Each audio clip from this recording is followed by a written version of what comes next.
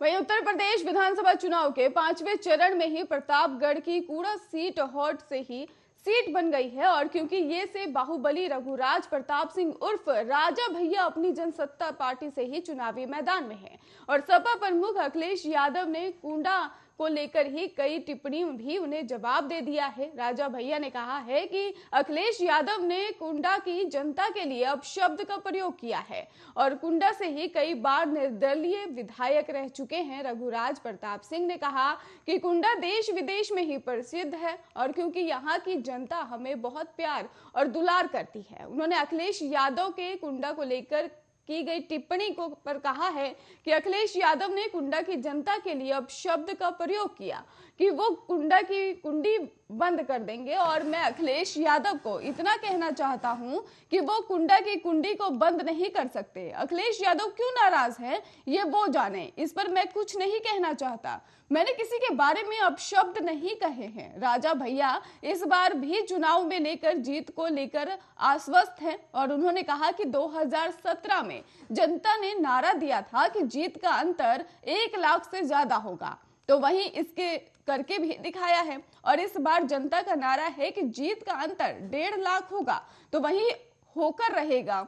उन्होंने कहा कि मैं 6 बार से लगातार विधायक हूं और हर बार जनता के प्यार और स्नेह के कारण जीत का अंतर बढ़ता हूं।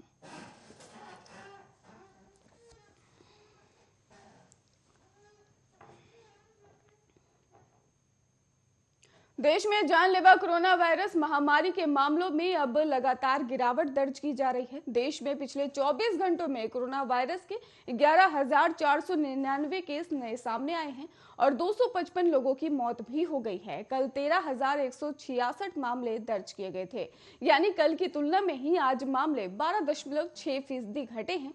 केंद्रीय स्वास्थ्य मंत्रालय की ओर से जारी किए गए आंकड़ों के अनुसार कहा जा रहा है कि देश में अब एक्टिव मामलों की संख्या घटकर 1,21,888 हो गई है। वहीं इस महामारी से जान गंवाने वालों की संख्या बढ़कर 5,13,481 हो गई है और आंकड़ों के मुताबिक अभी तक 4,22,70,482 लोग कोरोना से संक्रमण से मुक्त भी हो चुके हैं। और राष्ट्रव्यापी टीकाकरण की अगर बात की जाए तो राष्ट्रव्यापी टीकाकरण मुहिम के तहत अभी तक कोरोना वायरस रोधी टीकों की करीब 177 करोड़ से खुराक दी जा चुकी है। कल 28,29,582 डोज जो है वो दी गई हैं, जिसके बाद अब तक वैक्सीनेशन की 177 करोड़ 17,68,379 डोज दी जा चुकी है। केंद्रीय स्वास्थ्य मंत्रालय के अनुसार कहा जा रहा है कि कोरोना योद्धाओं और 60 साल से ज्यादा आयु वाले अन्य बीमारियों से ग्रस्त लोगों को 1.98 करोड़ से ज्यादा एहतियाती टीके लगाए गए हैं और देश में कोविड रोधी टीकाकरण अभियान 16 जनवरी 2021 से शुरू हुआ और पहले चरण में स्वास्थ्य कर्मियों को टीका लगाया गया। वहीं कोरोना योद्धाओं के लिए टीकाकरण अभियान 2 फरवरी से शुरू हुआ था।